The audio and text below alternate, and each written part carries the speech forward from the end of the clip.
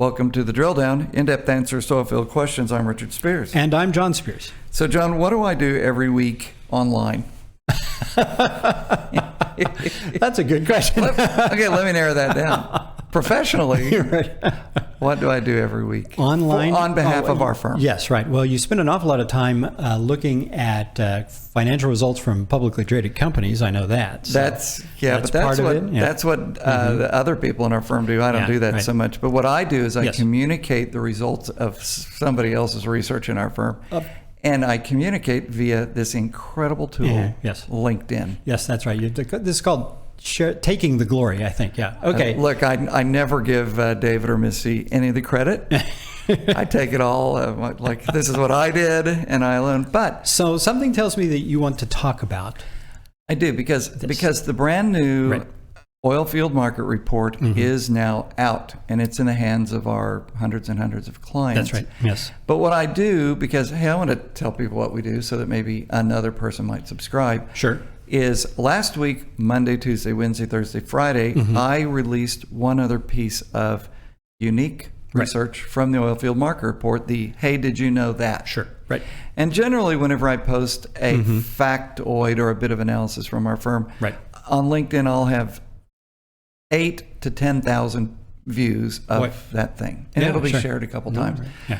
But something about what I released on Thursday really hit a nerve. Is that right? Yeah. So here we are recording this podcast the following week. Did the word Kardashian appear in the LinkedIn post? I tell you though, it has exceeded the success of the one I had that had Karl Rove in it. Oh boy, yeah. So what are the numbers? Rove was 90,000 views. I'm currently at 165,000 views.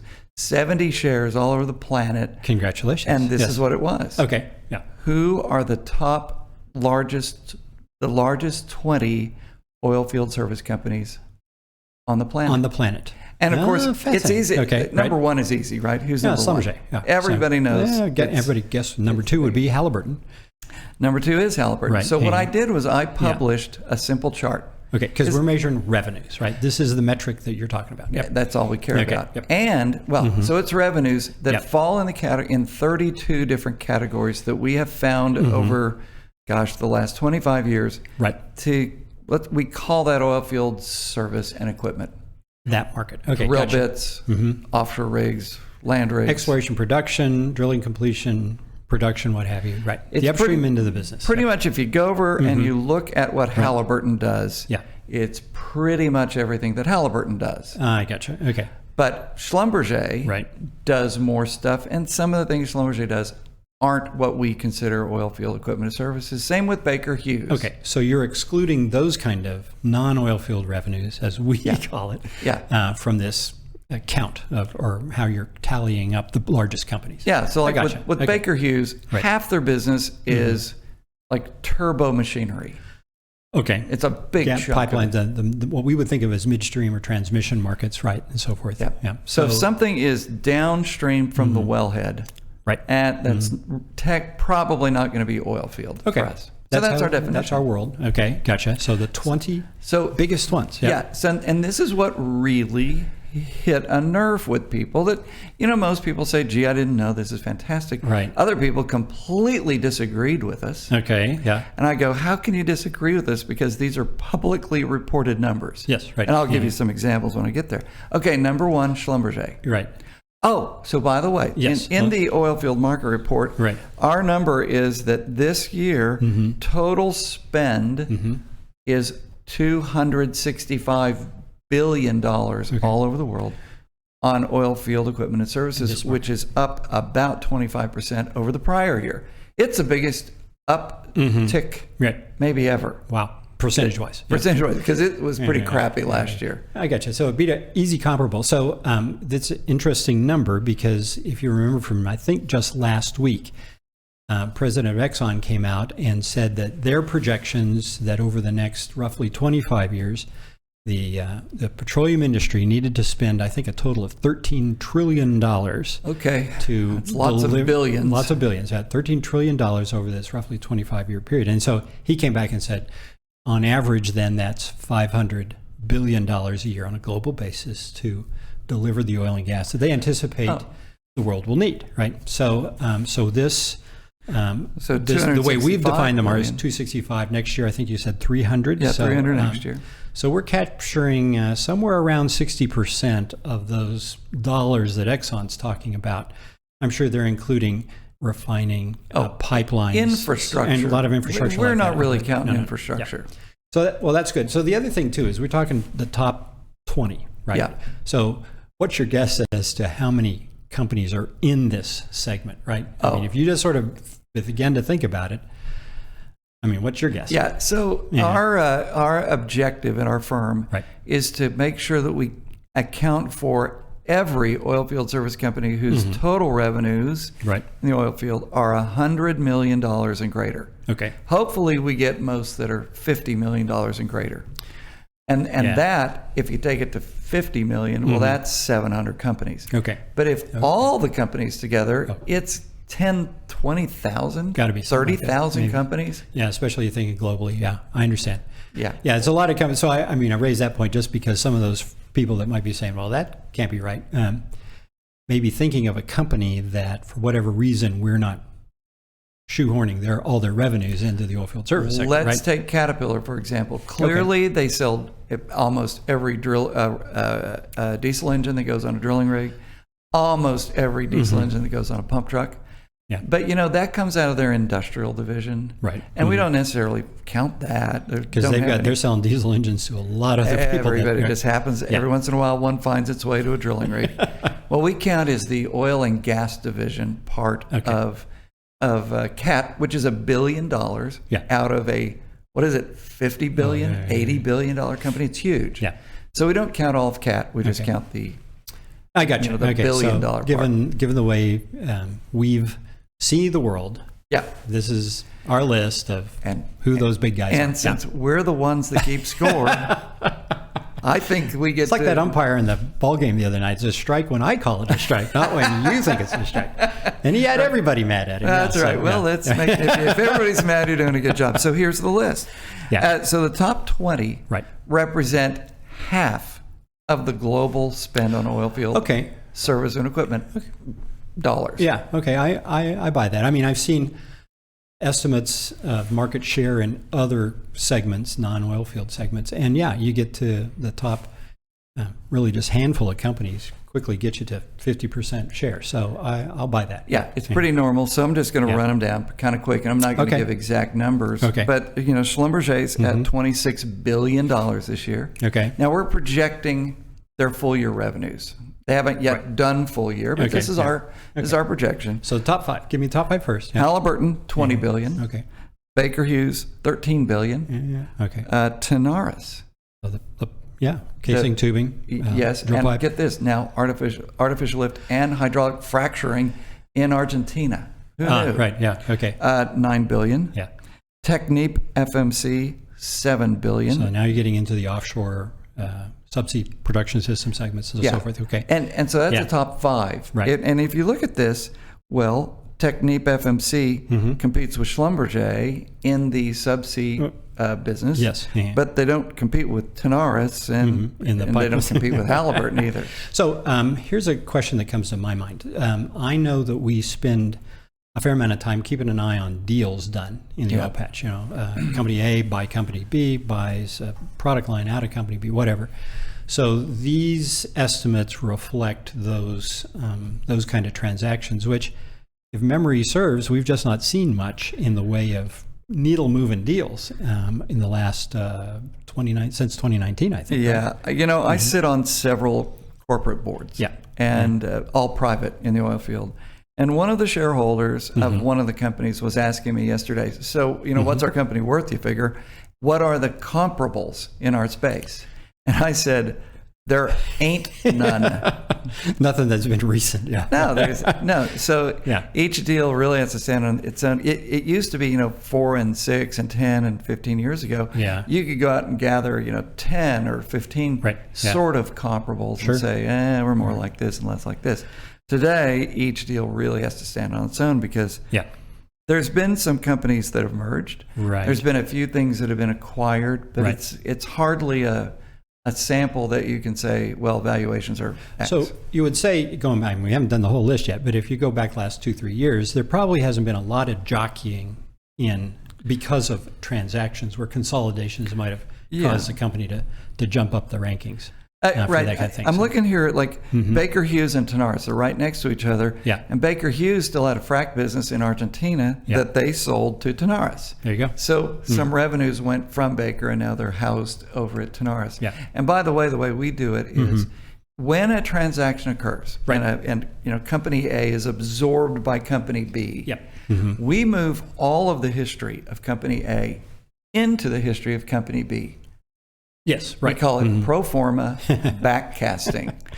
So that way you can just track how the company would have. And how did then the market go? Yeah. So is it growing organically, or is it, or what's going on? So who's 6 through 10? All right, here's the next step. Here's the next 5. Yeah. Saipem. In fact, I'll just kind of read it. Saipem. Okay. NOV.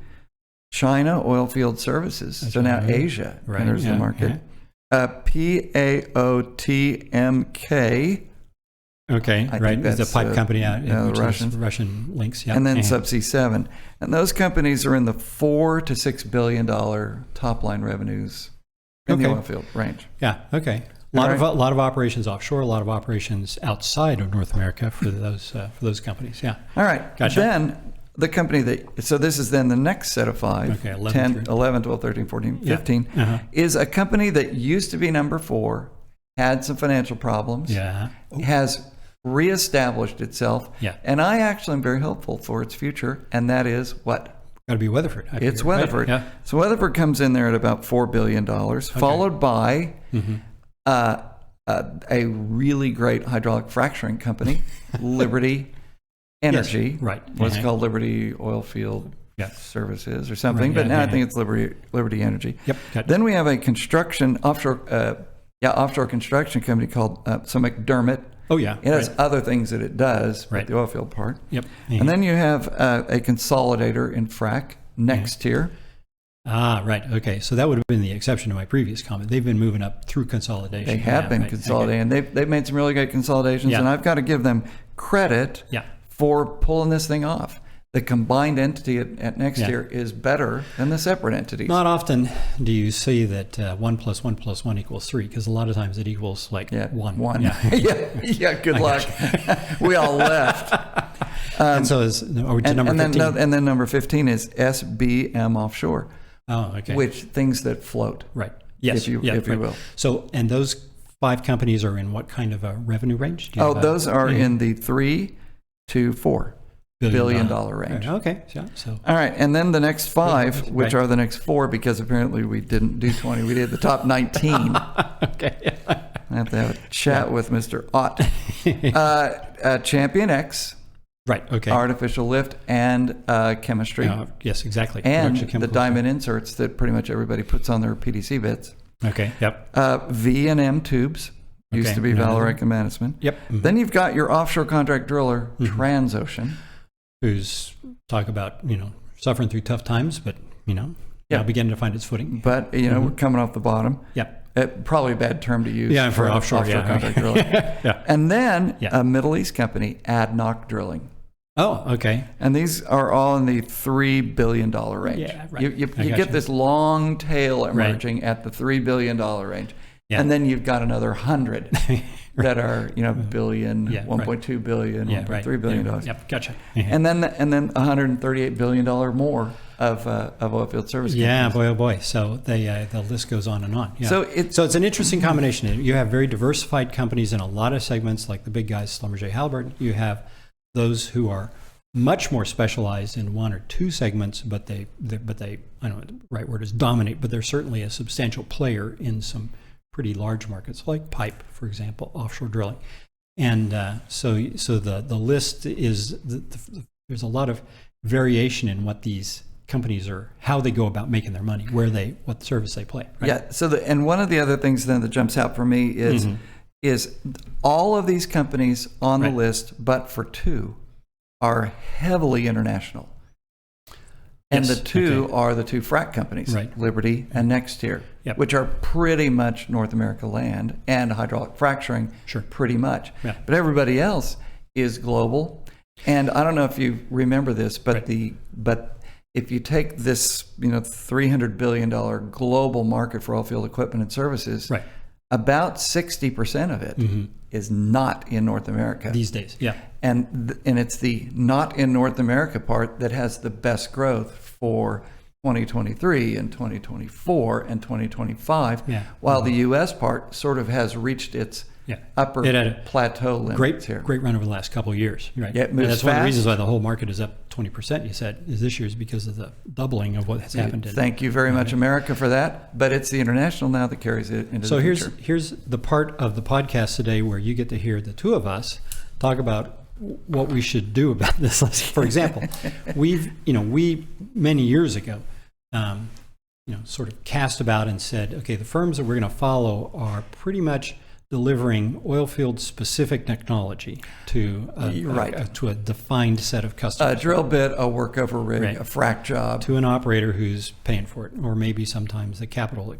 But my thought these days is, you have oil companies who now more broadly can think about their upstream operations, and they're devoting a part of that to things like carbon capture and other ways of going about remediating or mitigating their environmental footprint. And so I know that there are a zillion firms that deliver what I'll broadly call environmental services, right? But I'm wondering if some of the firms on this list have teeny tiny parts that are in this environmental world.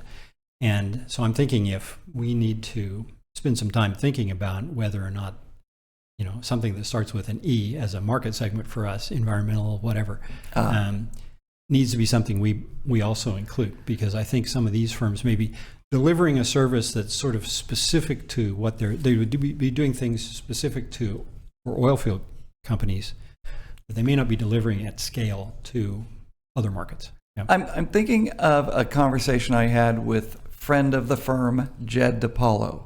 Yes. The reason why I got a job in the oil field at all was because of Jed DePaulo. So thank you very much, Jed. Yeah. But a year or two ago, he talked about how they had looked at a lift boat company out in the Gulf of Mexico. Okay. Usually, these three-legged things with a little crane on them that are the work platforms to go do stuff in the fairly shallow water of the Gulf of Mexico. Yeah, right.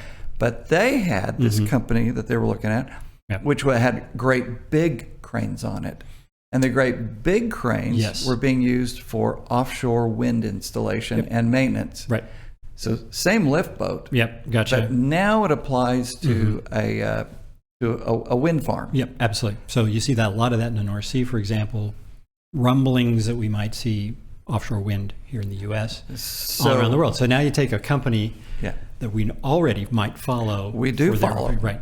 But now they have competitors who don't go anywhere near an oil platform, but they're delivering the same service for wind farms. So do we count the lift boat that's not in the oil field, but pretty much have to, because we get that phone call from the lift boat guys. He's like, wait a minute, you're undercounting the market. But that's exactly the kind of thing. Or you take the electric submersible pump business, where several years ago, folks started taking the ESP that was downhole and putting it on its side on the surface. And now I've got this high volume water pump that moves water from point A to point B really quickly. Yeah. And it can be used for dewatering a lithium mine. So I'm still counting that revenue from an ESP, but its application might actually be in mining. Yes. Right. So, or whatever you might call that thing. To move water. So that's it. So what is that? So we already do count certain things, but now we get to carbon capture, and I go, crap, I don't know what to do. Mission creep is the is not a kind phrase around here, because it opens up a whole new can of worms. But that's the kind of thing that we like to spend our time doing. So my brother and I thought that it would be helpful if we shared that with you today, and let you hear what's going on in the oil field and who the top companies are. If you want to reach out to us, you can reach out at drilldownshow@gmail.com. Thank you very much for listening. I'm Richard Spears. And I'm John Spears.